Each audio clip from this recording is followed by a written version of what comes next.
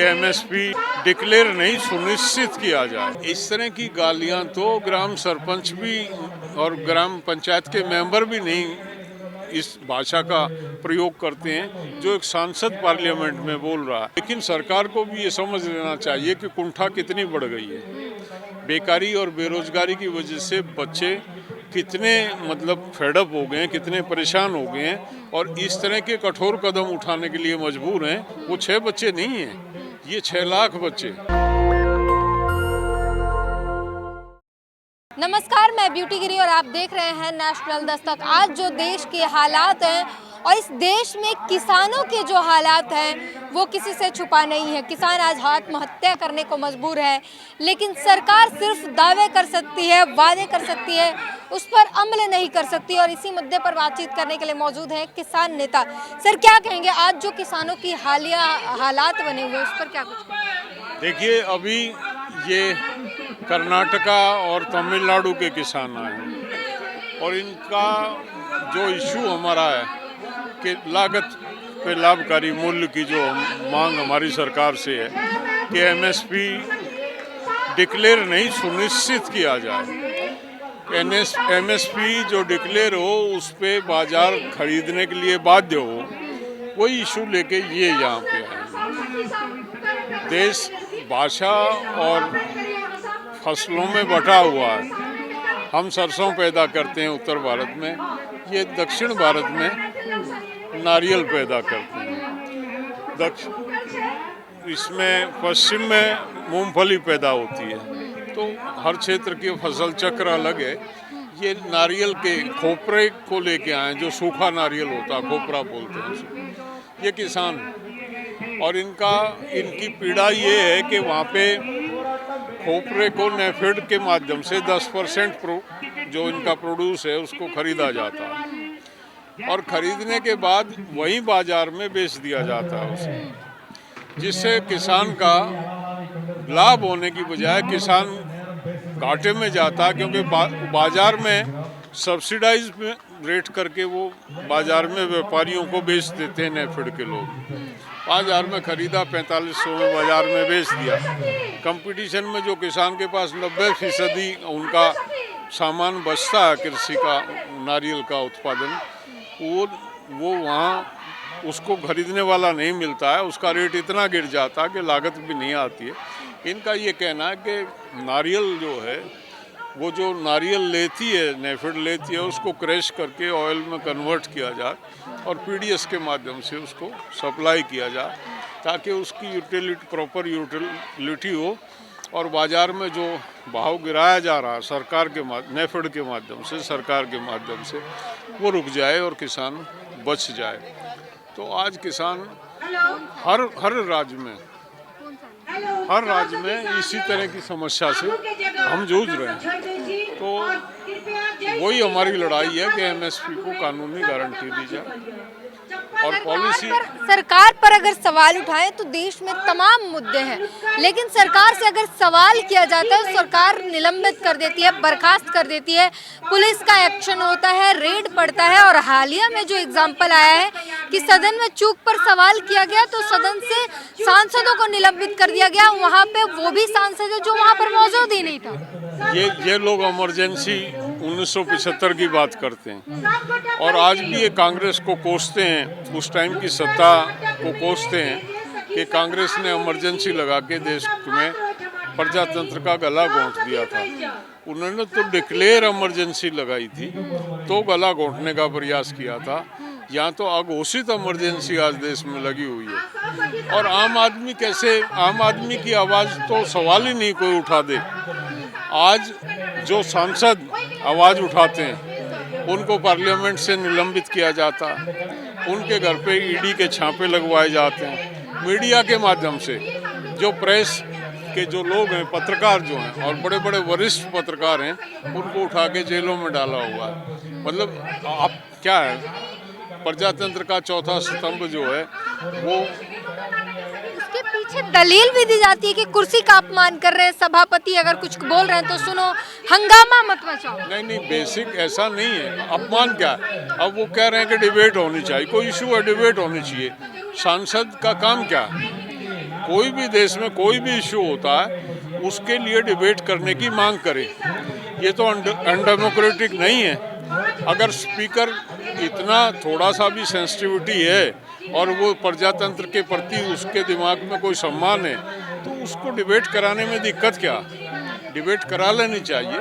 वो प्लेटफॉर्म ही डिबेट के लिए बना है। लेकिन कोई भी बात अगर विपक्ष डिबेट के लिए उठाता है तो सांसदों को जो है वो संसद से बाहर कर दिया जाता है।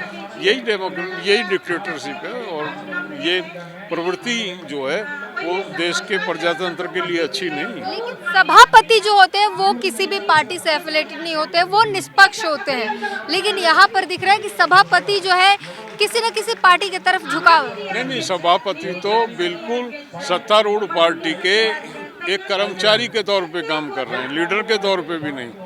वो तो सत्तारूढ़ पार्टी का कर्मचारी जिस तरह से कार्य करता, बिल्कुल खुल्लम खुल्ला निष्पक्षता उनके आचरण में कहीं नहीं। वो गलत अब कभी नहीं हुआ देश में इस तरह से कि एक पार्टी का पक्ष लेके सभापति जो है वो निर्णय ले संसद में और सदन को चलाए। जैसा अभी आपने कहा, सभापति बनने के बाद तो आदमी न्यूट्रल हो जाता है। उसके लिए दोनों पार्टियां समान होती हैं और वो दोनों पार्टियों के लिए डिबेट का समान अवसर देता है, पार्शलिटी नहीं बरतता। लेकिन वो खत्म हो गया, वो बहस हो ही नहीं रही है।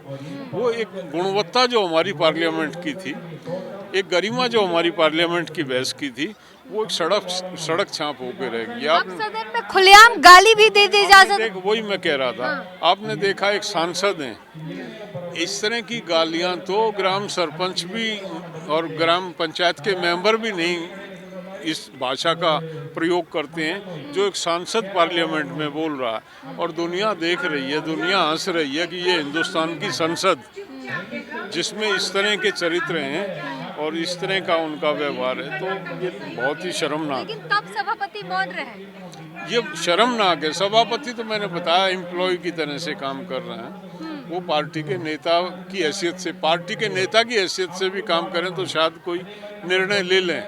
एक कर्मचारी की तरह से काम कर रहे हैं सत्तारूढ़ पार्टी का। किसानों की बात करें तो जो सदन में चूक हुई है सुरक्षा में, भले ही उन बच्चों को आतंकी बता दिया जाए, साजिशकर्ता बता दिया जाए, लेकिन उत्तर प्रदेश, महाराष्ट्र और हरियाणा से वो बच्चे थे और उन किसानों के बच्चे थे और रोजगार के मुद्दे के साथ वो पार्लियामेंट में पहुंचे थे। क्या कहेंगे? देखिए, वो बच्चे जो जिस तरह का उन्होंने एक्शन चुना अपनी भावनाओं को व्यक्त करने के लिए, उसकी हम निंदा करते हैं। वो नहीं प्रजातंत्र में होना चाहिए। उसके संसद में भी किया जाता है विरोध, लेकिन ये टॉय गन और इस तरह की चीज़ें लेके नहीं जाना चाहिए था। लेकिन सरकार को भी ये समझ लेना चाहिए कि कुंठा कितनी बढ़ गई है। बेकारी और बेरोजगारी की वजह से बच्चे कितने फेडअप हो गए हैं, कितने परेशान हो गए हैं और इस तरह के कठोर कदम उठाने के लिए मजबूर हैं। ये अच्छा नहीं है। ये साइन है। वो 6 बच्चे नहीं हैं, ये 6 लाख बच्चे, 50 लाख बच्चों का उन्होंने जो एक वो दिमाग में जो कुंठा बन गई है और जो वो रोष है उनके दिमाग में, उसकी अभिव्यक्ति है और सरकार को इसको गंभीरता से लेना चाहिए। उन पर देशद्रोह का मुकदमा चलाया जा रहा है। वो देशद्रोह जैसी मुकदमा चलाना तो ये सरकार की छोटी सोच है। सब जानते हैं कि उनकी इंटेंशन क्या थी।